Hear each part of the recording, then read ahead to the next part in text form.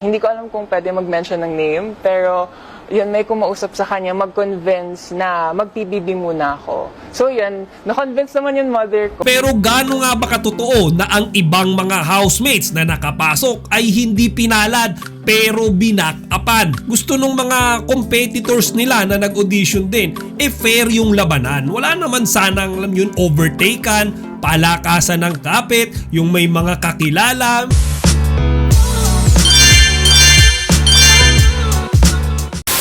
Magandang araw mga kachika! Rigel po ulit ang inyong Chika Patrol. Bago tayo magsimula mga kachika, inaanyahan ko muna kayong mag-subscribe dito sa ating munting channel para palagi kayong updated sa mga latest at nagte-trending ng mga showbiz balita. Iilang araw pa lang nang magsimula ang Pinoy Big Brother Generation 11. Pero inuulan na kaagad sila ngayon ng sandamakmak na kontrobersya. Ang usap-usapan ngayon ng mga tao sa social media, ang PBB daw ba ngayon ay isang malaking scripted? Kumbaga mga kachika, hindi daw dapat Pinoy Big Brother kung hindi Pinoy Big Backer. Kasi mga kachika, alam naman nating lahat, di ba, na marami ang nag-audition sa PBB. Hindi lang siguro hundreds but thousands nationwide. Kaya naman sobrang higpit ng labanan para lang makapasok sa bahay ni Kuya. Pero gaano nga ba katotoo na ang ibang mga housemates na nakapasok ay hindi pinalad pero binakapan? Di ba mga kachika? Sabi nga nung ibang mga netizens, yung mga unang generations ng PBB, nag-glow up sila, gumaganda sila paglabas ng bahay ni Kuya.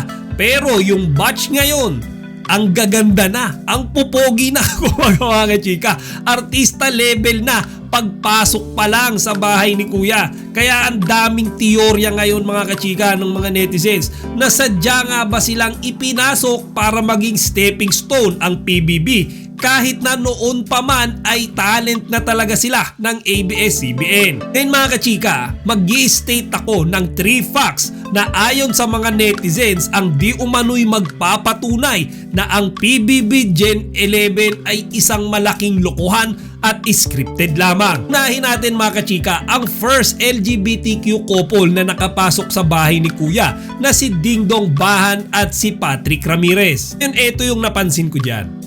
Sikat na sila sa social media, sa mundo ng TikTok, sa mundo ng Facebook. Actually mga kachika, tinignan ko nga yung profiles ng love team nila, tinatawag nilang Dongpat. Meron na silang I think more or less 217,000 followers sa Facebook at kulang-kulang 60,000 sa TikTok. So hindi na masama yun mga kachika para sabihang kilala na sila.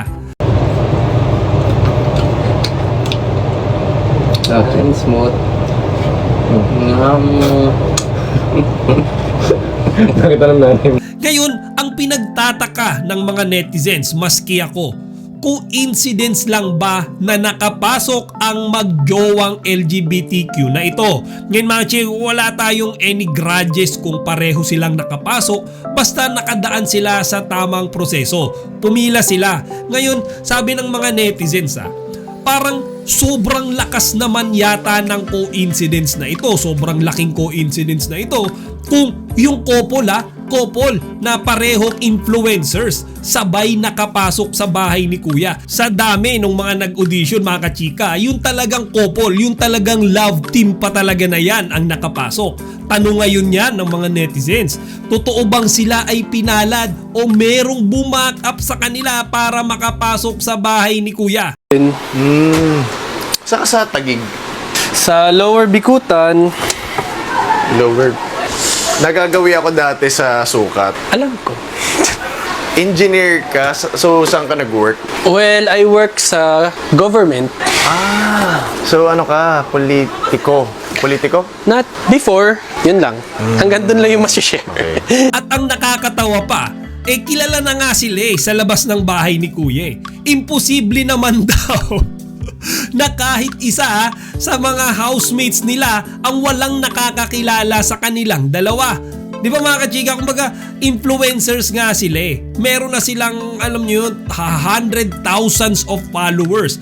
Tapos pinalalabas nila sa bahay ni Kuya na wala silang relasyon, na hindi sila magkakilala. So ayan mga kachika, isa yan sa nakikita nating loopholes. So punta na tayo sa pangalawa mga kachika, si Therese Villamor.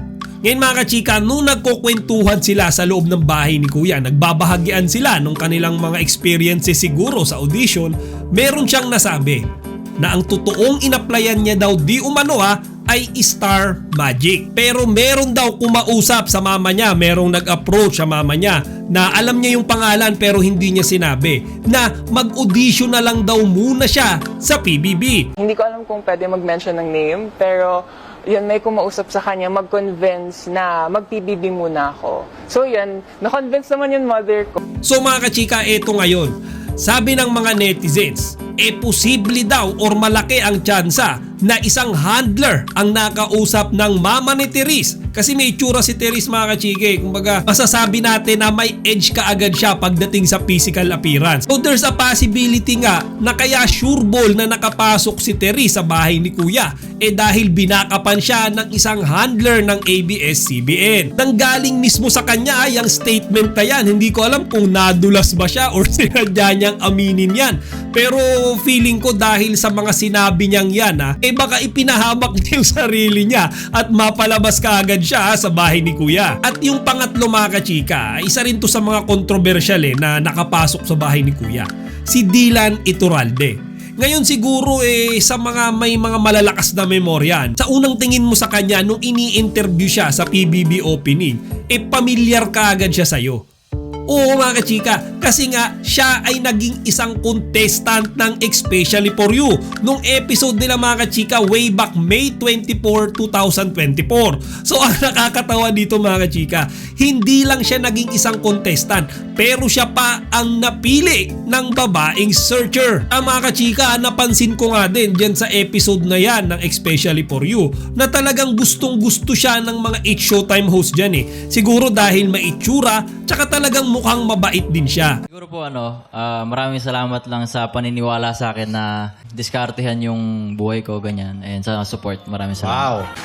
Naku, napapalakpak si Daddy Paolo. Oo, napapapalakpak. God bless.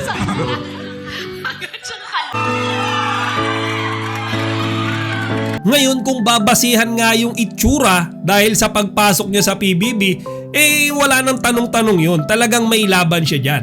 Pero mga kachika, yung pinag-uusapan dito, yung tindi ng competition. Baga, sa libo-libong nagpakahirap, nagpuyat, naghanda para sa pag-audition sa PBB Gen 11. Si Dylan Iturralde ba ay pinalad or binakapan ng someone from It's Showtime? Yan mga kachika, tanong din yan ng mga netizens ngayon. At yan nga mga kachika, yung tatlong facts na sinabi ko, yung kinu-question ngayon ng mga netizens. Kung yan ba talagang kapalaran ang nagdikta o tao ang nagsalita.